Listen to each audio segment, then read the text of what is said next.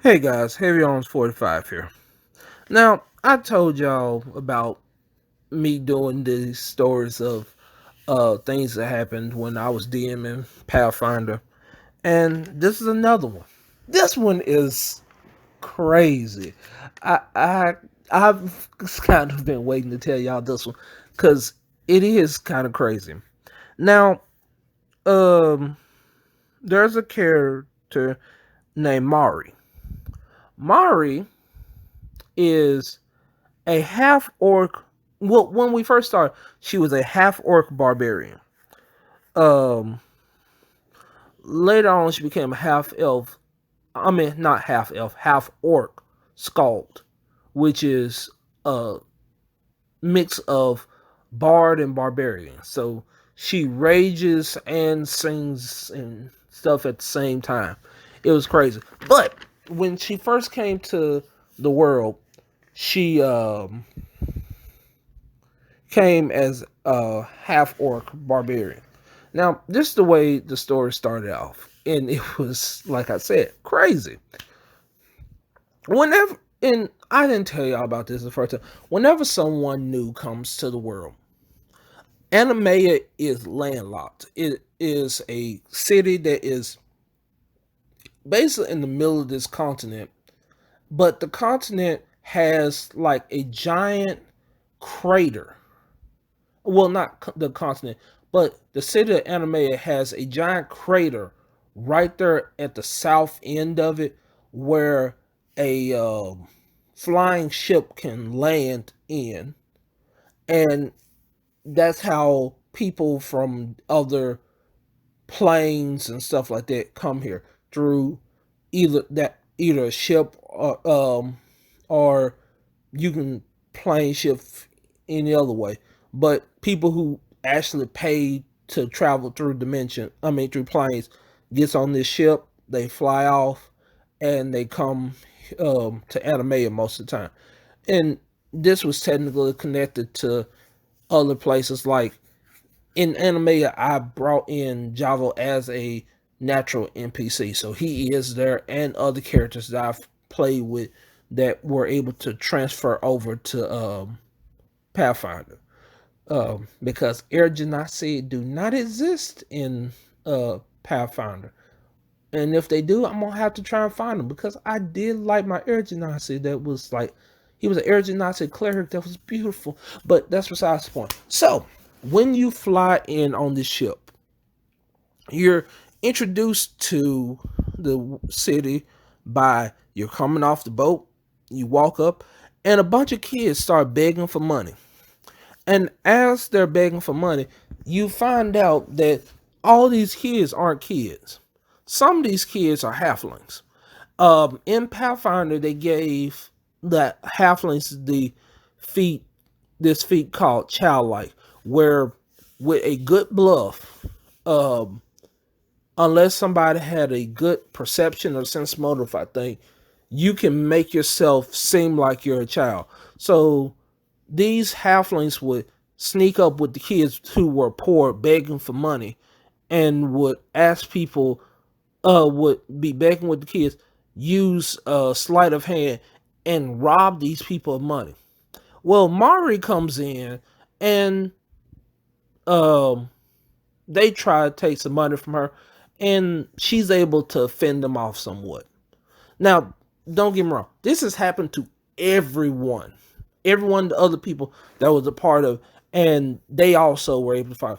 But I think, yeah, Mari had uh came there, and I think they were trying. Somebody did get like 1 or 2 gold off of her, and she didn't get mad. She just like she wanted to try and get her money back. Um, So she tries to follow the halfling that she saw take her money, and uh, she gets stopped by the guards because it looks like she's about to kill one of them. And all the guards when you first come in are humans, so they're like, "Man, we can't let you do this," and all this stuff. So to try and get out of this, Mari proceeds to do a strip tease in front of all the all the people coming in with her, and the humans that are guarding the port. Well, they start telling her to put her clothes back on. Well, at the same time, other male half orcs are seeing what Mari is doing, and they're rooting her on, and they're upset with the guards for doing. So she kind of started a fight because the humans are basically trying to stop the half orcs from trying to uh let her keep doing her little striptease, which begins to have a whole fight on the whole at the port. And the rest of the party is kind of watching this, and uh it kind of went out of hand. And I think about that point also, it was it took us a while to get organized. So when all this stuff started getting heated up, it was time for us to end it for the night because people had school and work in the morning. So we came back and did it again.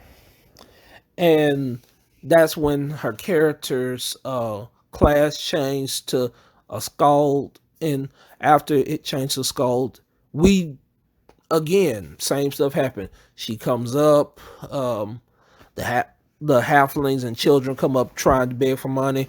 They try to, doesn't work out. And this time she doesn't do a striptease. So, thank goodness for small miracles. Because can you imagine a half orc just up there, just like, happy birthday, Mr. A half orc. Things that make you go, buh. And so, yeah, this character gets up and starts doing that. And the party, like, tries to help her out because she's new. They're trying. They all remembered what happened last time. It was like a bad dream that happened the last time that they remembered, so they knew that she was coming. They met her. They talked to her, asked her if she wanted to join them on a trip. She did.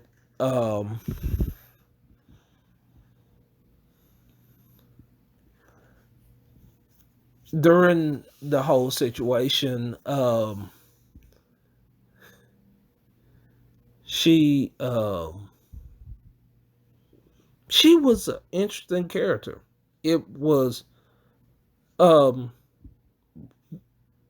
I didn't okay, this is a situation I have to say.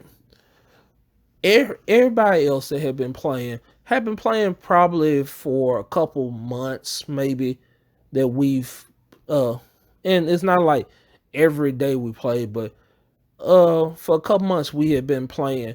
So they were about level, I want to say 8 or 9. um and she I didn't want to put her into a situation to where she would lower them. So I've been letting each character that came in that was new come in at the same level everybody else was. So she's a like ninth level scold, that half orc, that is walking through town. But she's never played before. That's why the strip thing happened and stuff like that. And it might have been just the way she wanted to play her character too.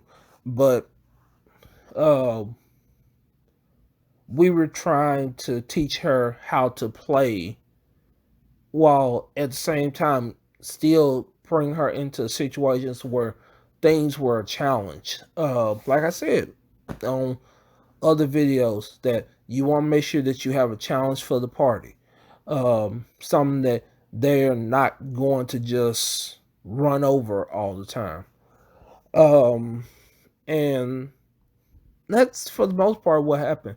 All of the situations they ran into was always um, resolved by them being able to fight, and the fights were never like super long. They were always able to take care of fights at a relatively quick time because, like I said before, well, on another video, a lot of fights that when it came down to them having a big fight.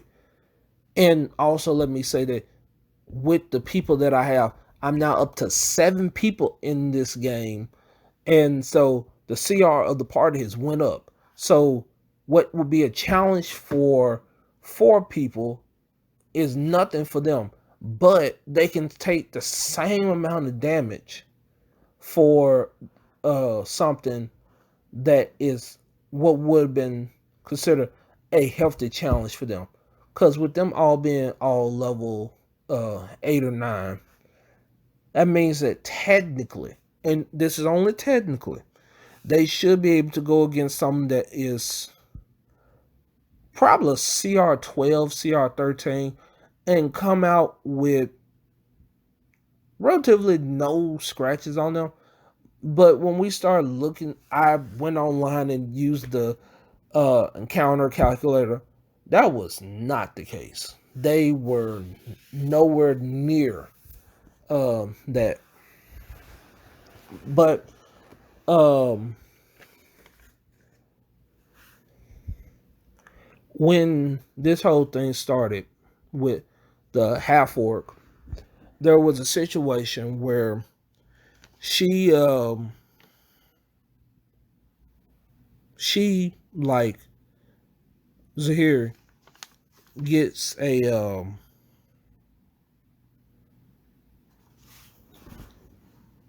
deal.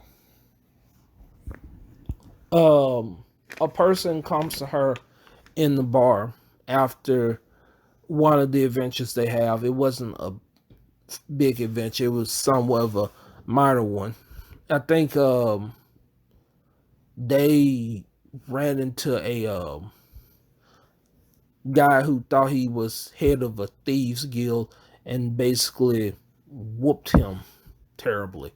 Um, but besides, once they came back, there was a person that, while she was in a bar, that ran into her and told her that, hey, if you'll sign this contract with me, I can make sure that you get whatever you want.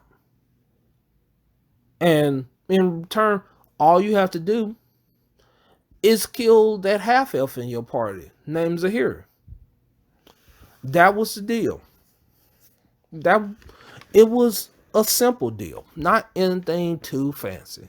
So the half orc talks about it, considers it, considers it very hard, and signs the contract saying that she would be willing to do that for whatever she wants.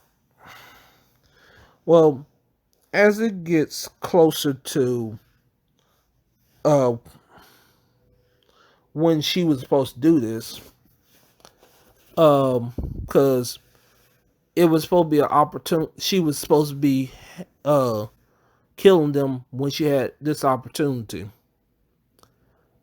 and she was about to get ready to. And I think the only person that she talked to, that Mari talked to about this was Ariste. When she told Ariste about this, they're like, exactly what is anything you want? And the deal almost went through. But at the last minute, she decided not to do it. Well, the demon didn't care about that. So it proceeds to try to possess her and possesses her body and starts attacking the party, trying to get to Zahiri. Like I said, they're about 8 or 9. The cleric is trying to find a way of expelling this demon out of her. So trying to perform an exorcism. And the party is like, they're hitting her, but they're also not trying to kill her. And they're successful at doing it. They're actually, it took a couple rounds, but they were finally able to get her under control to where she was no longer under the demon's control. And it started some issues. Um, it started a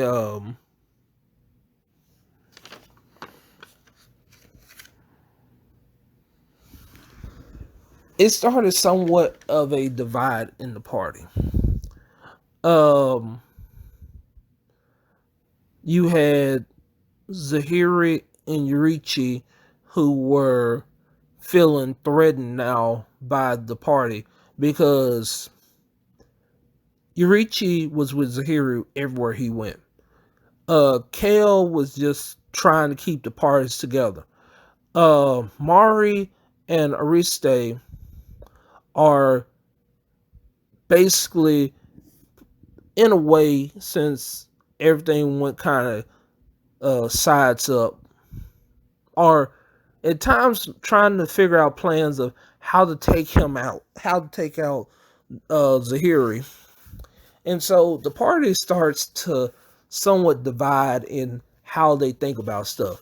They still work together for the most part, but it's the idea of they they're no longer a team anymore. They're kind of a group of people together on somewhat of a common cause. Um, and at this point, the party starts literally talking about a civil war between the party. And me and Ninja Tank 25 are literally trying to figure out in this situation on what side is everybody gonna be on. And as everything was divided, Mari and Ariste, our cat folk, was gonna be on one side. Fapilodicus was gonna be on that side also.